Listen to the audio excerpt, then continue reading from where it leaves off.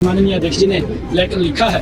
उन्होंने चिंता जाहिर की है कि इस डेट को अगर कुछ आगे पीछे कर ले सभी दलों से बात करके, ताकि वोट परसेंटेज ज्यादा बढ़े और वोट परसेंटेज ज्यादा हो लोकतंत्र के हित के अंदर, वो ठीक है। हफ्ता एक हफ्ते से ज्यादा हो गया डिक्लेयर करने के लिए ये बात सोची। इसका मतलब वो चुनाव को टालना चाहते हैं और फिर हार मान लिया।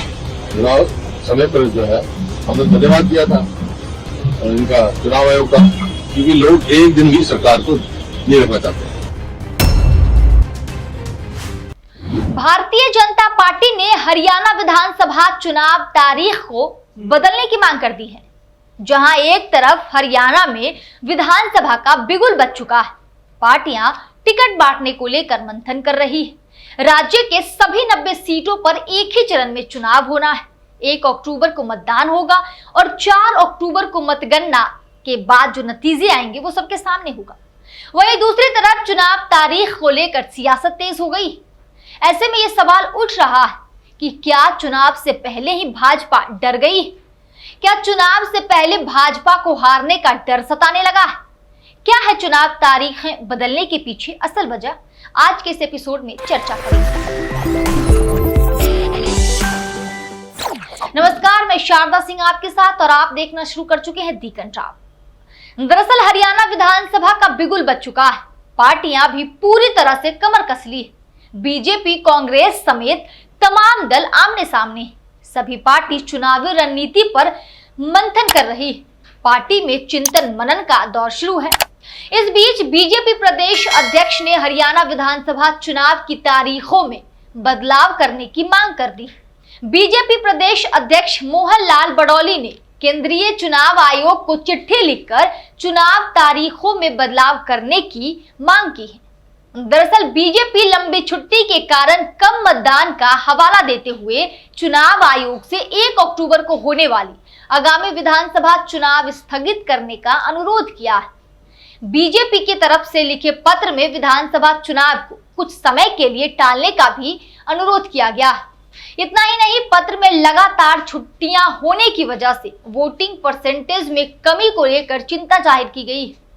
मोहन लाल बडौली से जब इस बारे में मीडिया ने सवाल किया तो उन्होंने जवाब देते हुए कहा, मैंने केंद्रीय चुनाव आयोग को पत्र लिखकर मांग करी है कि अगर चुनाव 4 से 5 दिन बाद हो तो लोगों का वोटिंग परसेंटेज बढ़ेगा। मुझे लगता है कि निर्वाचन आयोग जरूर इस पर संज्ञान लेंगे। बहरहाल बीजेपी की इस मांग के बाद से सियासी गलियारों में हलचल तेज हो चुकी है, जिसके बाद कांग्रेस सांसद दीपेंद्र सिंह हुड्डा ने सोशल मीडिया प्लेटफॉर्म एक्स पर लिखा, हरियाणा बीजेपी ने चुनाव आयोग को चुनाव टालने के लिए पत्र लिखा है, जो ये दर्शाता है कि बीजेपी चुनाव से किस कदर घबराई हुई है। अपनी हार सामने देख सत्ताधारी पार्टी द्वारा बचकाने तर्क दिए जा रहे हैं, क्योंकि उसके पास न कोई मुद्दा है, न जनता को बताने लायक कोई काम या उपलब्धि, और न ही टिकट देने लायक 90 उम्मीदवार। इसीलिए बीजेपी छुट्टियों का बहाना बनाकर चुनाव टालने की साजिश रच रही है। हरियाणा के मतदाता बेहद जागरूक हैं। वो कहीं छुट्टी मनाने नहीं जाएंगे, बल्कि बीजेपी की छुट्टी करने के लिए भारी संख्या में मतदान केंद्र पर आकर वोट देंगे। अब देखिए कि इसी के बाद सीएम नायब सिंह सैनी चुनाव तारीखों को आगे बढ़ाने के पीछे क्या तर्क दे रहे हैं। माननीय अध्यक्ष जी ने लेटर लिखा है। उन्होंने चिंता जाहिर की है कि इस डेट को अगर कुछ आगे पीछे कर ले सभी दलों से बात करके, ताकि वोट परसेंटेज ज्यादा बढ़े और वोट परसेंटेज ज्यादा हो लोकतंत्र के हित के अंदर, वो ठीक है।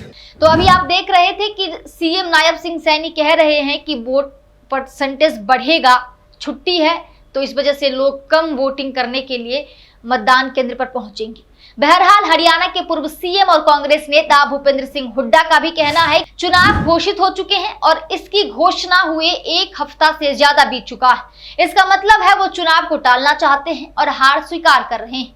हम चाहते हैं कि चुनाव आयोग समय से चुनाव करवाए, क्योंकि लोग नहीं चाहते हैं कि ये सरकार एक दिन और सत्ता में रहे। देखिए पूर्व सीएम भूपेंद्र सिंह हुड्डा ने क्या कुछ कहा। हफ्ता एक हफ्ते से ज्यादा हो गया डिक्लेयर करने के लिए ये बात सोची। इसका मतलब वो चुनाव को टालना चाहते हैं और फिर हार मान लिया। चुनाव समय पर जो है हमने धन्यवाद किया था इनका चुनाव आयोग का, क्योंकि लोग एक दिन भी सरकार को नहीं रखना चाहते। तो चुनाव आयोग को पत्र लिखा जा चुका है। अब देखना होगा कि चुनाव आयोग क्या फैसला करती है। फिलहाल इस वीडियो में इतना ही। हमें दीजिए इजाजत और तमाम देश दुनिया की खबरों के लिए देखते रहिए दी कंट्राब।